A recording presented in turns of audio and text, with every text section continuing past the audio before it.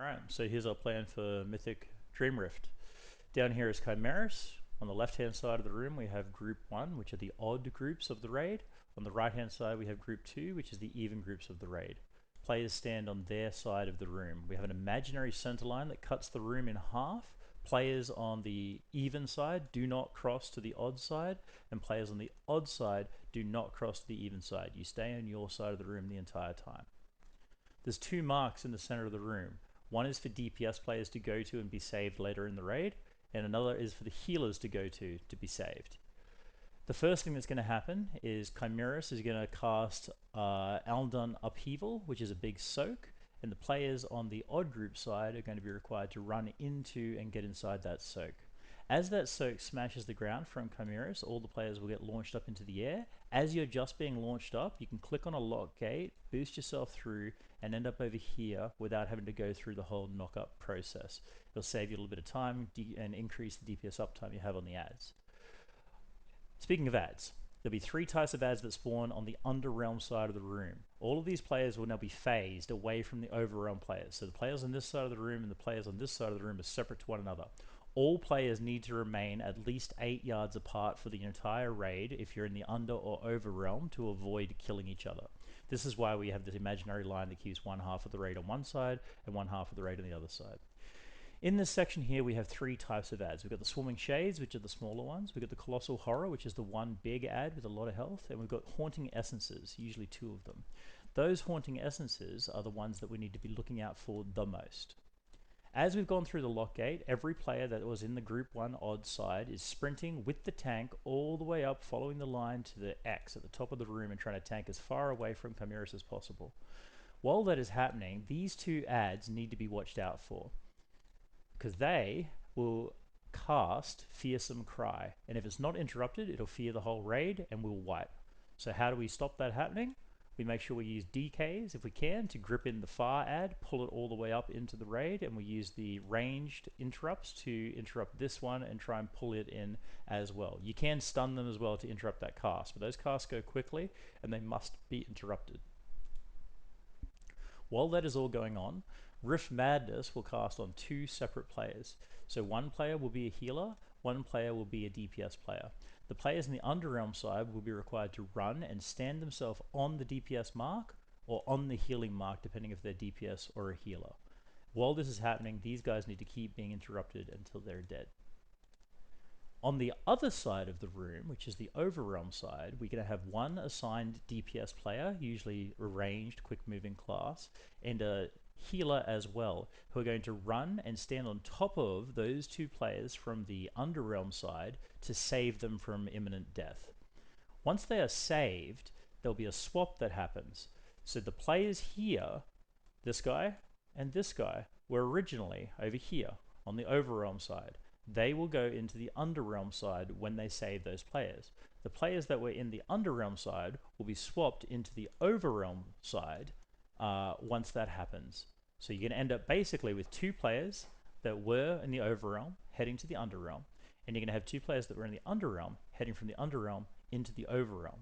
Once you've done that swap, those 4 players stay on the side that you swapped to until this phase finishes. You don't go back to the side you started at. That is all going on, and during this, as those ads are being killed, those ads are going to be causing underneath them, when their shields are broken, a puddle called Aldun Essence. Players on both sides of the room, on the Overrealm and the Underrealm, will get a dot on them called Consuming Miasma.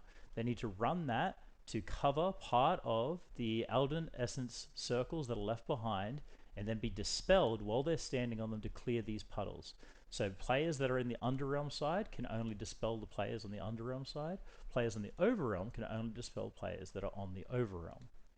Now, you've got to make sure that as you're dispelling these puddles, you're not crossing over to the other side. You need to be standing just on the edge, touching the puddle, getting dispelled. Standing just on the edge, touching the puddle, getting dispelled. And these guys here will dispel the ones on their side of the room. Once that's all happened, these players are all going to be moving down with the tank and all of those ads that were collected, and they're all going to be heading with lines down the room toward Chimaerus. He's going to be waiting here, they're going to be trying to get to him. These guys are stunning, interrupting, slowing, doing what damage they can. As soon as they break their shields, these characters, these adds, will all appear in the overrealm, and then the DPS ranged players in the overrealm are then able to attack. They will continue attacking them the entire time as soon as they can see them. That's the overrealm side.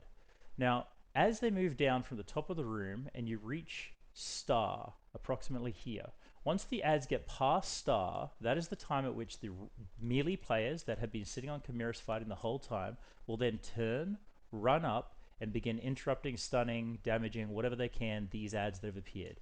They will then stay here and continue fighting these adds.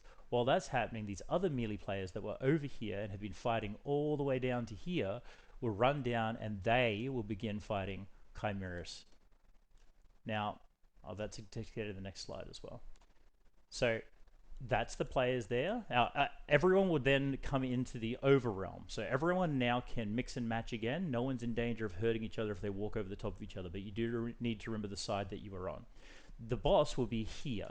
As these adds are approaching the boss, if they're getting too close, the tank's going to notice that. The tank's going to shuffle a little bit to the side. They're going to pull the adds across, the boss across further away from the adds, as far as needs to be gone to keep them away.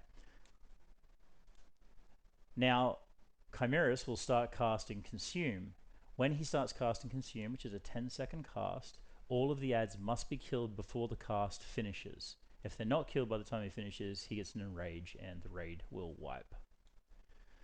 After that is all complete, now it's time for the evens to do the exact same thing you just saw the odd players do. Tank gets the Aldust Upheaval cast on him. All of the players on his side of the room will run in and get inside the soak. They'll grab that lock gate as they're getting knocked up to get themselves moved across the room as fast as possible. They will continue running with the tank all the way up to the top of the room, collecting adds as they go, and they'll be looking out for these guys here, which are the haunting essences that need to be interrupted as they go. The DKs will grab the ones that are furthest out and try and pull those in. The ranged or melee, whoever's closest, can interrupt the other ones to bring them in as well. All of those adds then will then continue moving down the room, and the exact same thing you just saw happen on the other side of the room will happen again. Once all of that has happened again, we'll get back to the point where Chimaerus again tasks his Consume ability. At that time, all of these adds that existed need to be finished off before he finishes casting his Consume. Once he's finished casting his Consume, then we're heading back again to Group 1.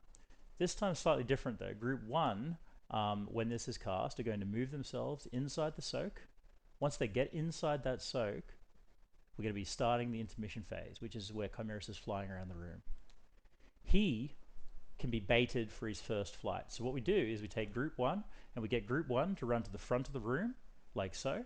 We get Group 2 to run just behind them at the back of the room, keeping inside here, if you imagine his flight path with that arrow, they're both in line, so you can bait him to fire his shot down the center of the room.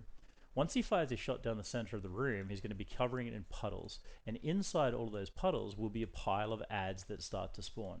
There'll be adds that are for this side of the room, which is the overrealm, and all of those players that got in that soak a moment ago are going to be in the underrealm during this whole phase, and all of them are going to have to grab their adds.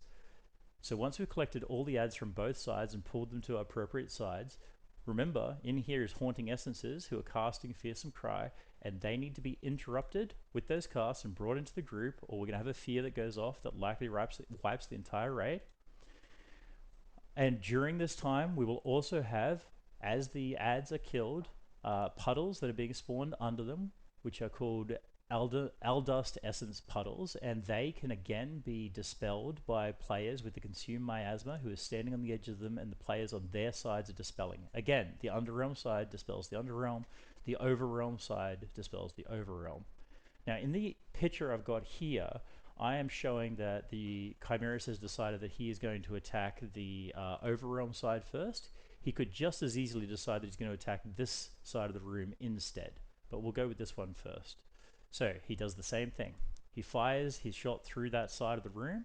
This group of players shuffles down but stays on their half of the room, while this side of the room moves up a little bit so that they can start collecting their adds. Oh, that's what they're at already. The tank's heading up and he's starting to grab his adds, but he's staying on his half of the room, bringing them all down here. These guys, again, need to be interrupted to be brought in so they don't cast their Fearsome Cry. All of these guys here stay on this side of the room together. All of those guys there stay on their side of the room together. Again, the dragon will fly through and he'll pick either the Underrealm side or the Overrealm side to do his big cast, and more ads will spawn and the process will repeat until he's done. Once he's done, he will fly to the center of the room and he will land. And when he lands there, if there's any of those ads still alive, that'll be a raid wipe. Now we go back to the landed phase, so all the way back to the beginning. Group 1, tank, gets the Alm Dust Upheaval cast on him. His side of the room, run in, get inside that, and once they're inside, explosion happens, we repeat the entire process again. So this side of the room will have finished that. Now there is one extra caveat in that after the odd group have complete that, when it's time for the even group to do it, if the boss has less than 25% health at this point, all you do is you put the tank in that soak, you give him some external defensives, and he uses all of his major defensives as well. He goes down alone into the Underrealm phase, runs up, grabs as many ads as he can, and fights them all the way up here, while every other player, both on this side and this side of the room, continue burning Chimaerus. If you've got enough DPS, you can get down 25% health here, and you can completely avoid going into a second intermission phase, which is the phase in which most players die.